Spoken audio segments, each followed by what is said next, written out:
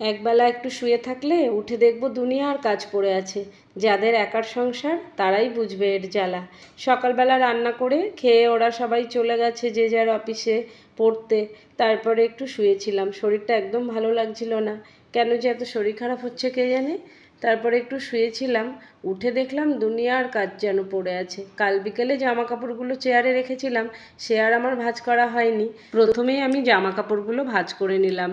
চারিদিকে ছড়ানো ছিটানো থাকলে আমার একদম ভালো লাগে না, শরীর যেন আরোই খারাপ লাগে।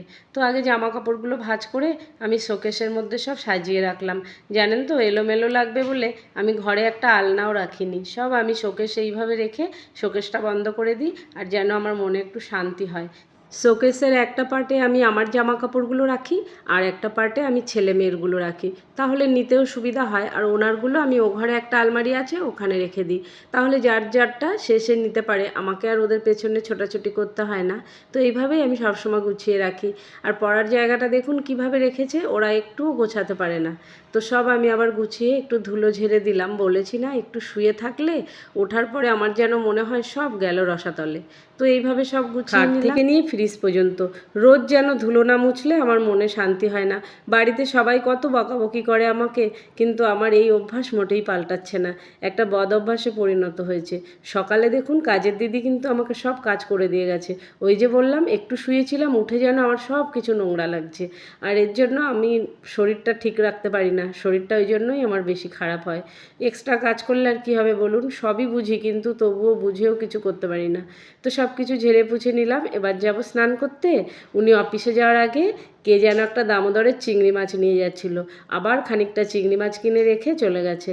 কি করব, ভালো করে মাছটা কেটে নুন হলুদ শুকনো লঙ্কার গুঁড়ো দিয়ে ম্যারিনেট করে রেখে এবার যাব স্নানে।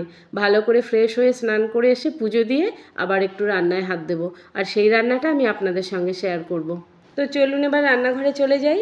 স্নান করে পুজো দিয়ে আমি একদম ফ্রেশ হয়ে রান্নাঘরে চলে এসেছি। তারপরে চিংড়ি মাছটা ভেজে নিয়ে ওই তেলের মধ্যে আমি গোটা গরম মশলা, তেজপাতা আর বেটে রাখা পেঁয়াজ দিয়ে দিয়েছি। এইভাবে আরও একদিন রান্না করেছিলাম, আমার মেয়ের খুব ভালো লেগেছিল, তাই আজও করছি। আমার আবার এই পেঁয়াজ রসুনের রান্না একদমই ভালো লাগে না, তবুও বাচ্চারা পছন্দ করে। তো আমি ওর মধ্যে জিরের গুঁড়ো, ধনের গুঁড়ো, হলুদ, নুন, শুকনো লঙ্কার গুঁড়ো সব দিয়ে মশলাটা আর একটু কষে নিয়েছি।